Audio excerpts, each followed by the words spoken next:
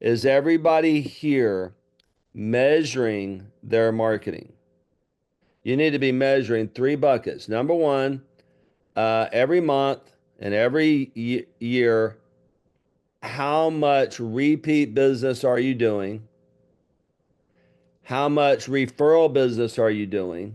And if you're doing any direct advertising, what is your ROI? You got to have those numbers. You got to have those numbers. How are you? If you don't have those numbers, you're driving blind. Here's how you can double your business with this one system. Number one, if you're delivering a premium service experience, if you're delivering the most outstanding service experience ever, you're educating people, you should be able to increase your price by 15% because you're better than everybody else. Number two, if you're staying in touch with your existing clients, you're marketing to them, you should be able to keep more of those clients. All right. Number three, you're going to increase your volume by 15%. How are you going to do that? Well, you're going to generate referrals. Everything that we send out has our referral statement on it. Get free cash or free service through our referral reward program. You're going to increase add-on sales, okay? And that is you're going to promote your other services. And then finally, you're going to increase frequency of use by 15%. How's that? You're going to educate people on why they should use you more often. It's called top of mind awareness, keeping your message, keeping your services, keeping your brand, keeping those reasons in front of people. Okay. So here's 8 steps to take. Number one, have an automatic follow-up program. So number one, you need an automatic follow-up program. Victoria and I are going to talk to you about this coming week, next week. And what needs to be in there is a thank you email, a client survey, an automatic thank you card, regular follow up cards, regular reminders, cards, letters, and emails, by the way. And you want to have a thank you welcome series, you want to have a nurture series, you want to have a sales campaign.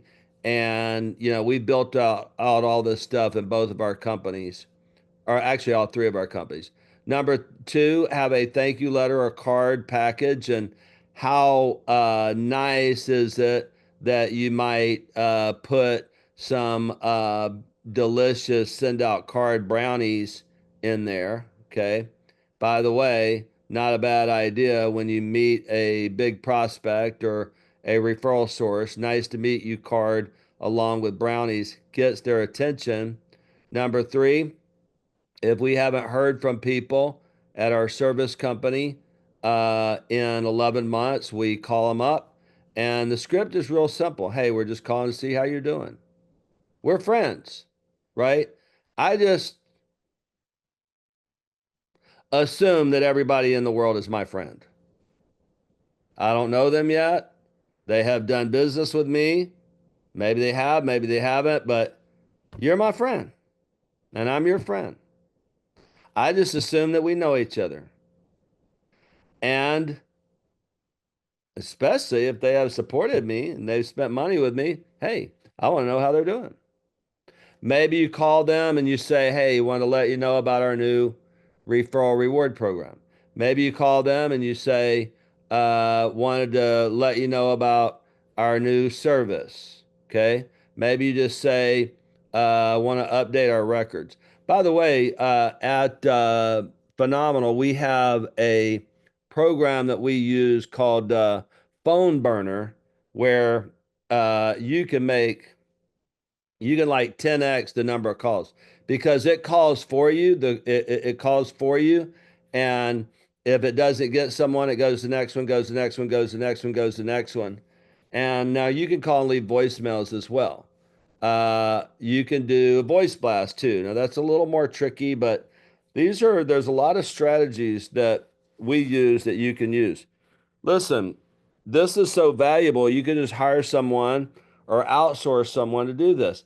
High school student that has a good voice, someone who's maybe college student, they're off for the summer, they can go do referral marketing, they can make calls for you. So if you're not going to do it and you don't have anybody on your team that'll do it, hire someone part-time to do this stuff. Stay in touch with a weekly email newsletter. At the conference next week, I'm going to talk about copy and email marketing. We'll talk a little bit about it today, but I'm going to talk a lot about it next week. Here we go. Okay, first of all, why email marketing? Number one, it's easy. Like easy. Once you get everything set up, I mean, you need a subject line, you need a little bit of copy and a call to action. It's cheap. Once you get your keep set up, and at the conference, we always have a special offer for you to get keep. Um, Once you get that set up, it's doesn't cost hardly anything to send. Uh, you can send one email, or you could send, you know, a few thousand. You can send it once a month, or you can send it every week, but it's very inexpensive compared to other things. And it's fast. Get this. Those of you that either need to increase some sales quickly, or there's an event, those of you who are in restoration, for example, let's say there's a weather event. Man, um, if you have your email set up, ready to go, you just put like let's say there's a flood, okay, or a freeze. You just throw an email out there, subject line, flooded, call us now. And in there, here's what you need to do to take care of your pipes if it's frozen, or if you got water in your house or whatever. Boom, boom, boom, boom, boom. And you can reach a lot of people. A lot of people. Here's another great thing. When you understand how to look at your tracking, okay, what you're going to do is you're going to look at your email marketing reports. And what you're going to look at is we do this every single week. You look at how many people opened it, how many people clicked, how many people took action, and you just get not only do you get lots of data, you can test copy. Like, oh man, that was a hot subject line. That was a hot subject line. Your message is what's going to determine whether you get a response or not. Your message is what's going to position you and brand you more than anything else. Here's the other cool thing about email marketing. You can connect to any web page in the world. Don't try to tell everything in your email. In fact, in your email, you know what you want people to do? You want them to click through to a landing page, to a web page. We're going to talk all about this next week. To a web page, get them out of their email.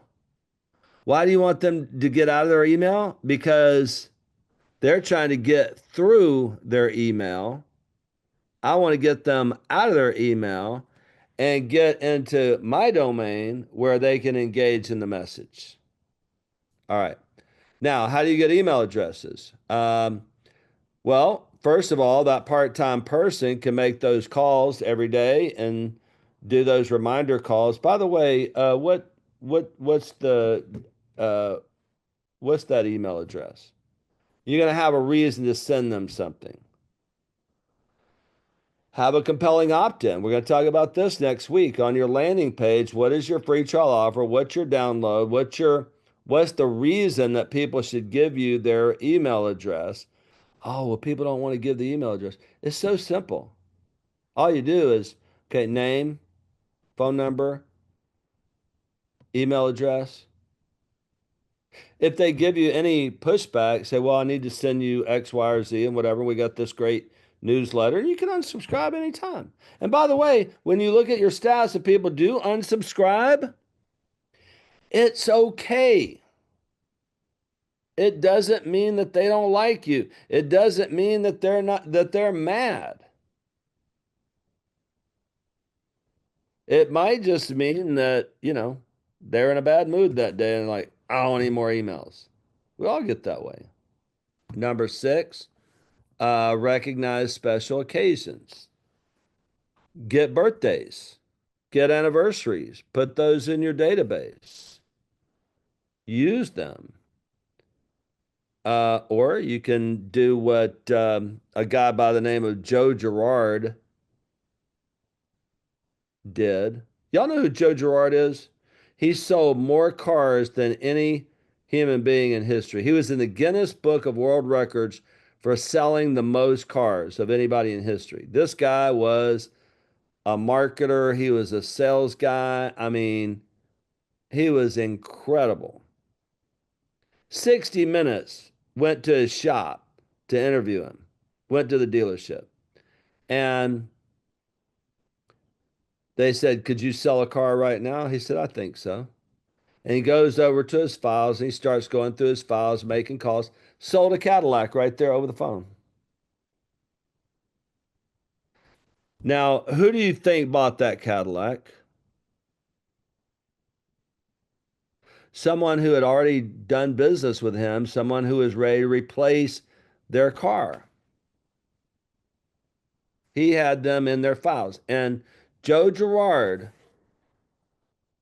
Joe Girard insisted on one thing, and that is that he was going to mail a card to his customers every month. Every month. Dealership didn't want to pay for it. He paid for it out of his own pocket. And when they did finally agree because they saw how successful he was, they wanted to send them junk mail. Not Joe Girard. You know what he did? He sent a card that said, I like you. Anybody bold enough to do that? I like you, Joe Girard. That's all he wanted to do is they remember him. Hey, I like you too. Hey, somebody likes me. Number seven, utilize text messaging. Don't overuse it, but use it from time to time. One of the best ways you can use text messaging is confirming appointments, as you can see here on the screen. Um, thank you. Uh, thank you messages. From time to time, a special offer. Don't overuse it. But here's the beauty about text messaging. You know they got it because everybody has their phone in their hand at all times. Email might get lost in the junk folder, might be overlooked. At least they saw it. And even if people don't, here's the other thing that happens. People say, oh, well, I don't get a very good open rate on my emails. Doesn't matter. Now, it matters. You want to increase that, but it's still working because they saw your company name in their inbox every week, top of mind. And probably if in the preview, in the subject line, if you learn how to do subject lines really, really well, they also got that you had an offer that there was, a little bit about the message. And then the eighth thing is retarget them on social media and Google. That member that I was talking about, that I talked to yesterday, they're on here. Hopefully they're listening right now. I'm not going to tell you who it is. But instead of doing Facebook ads, stay in front of your list. You can just upload your list into Google. You can upload your list into your social media platforms. And let's say you've got something special coming up, then you can put some ads, and it's going to be more effective. And you just want to that whatever it does, whatever the investment is, that goes in your repeat client bucket. Okay. That's an investment you're making into your interest bearing savings account.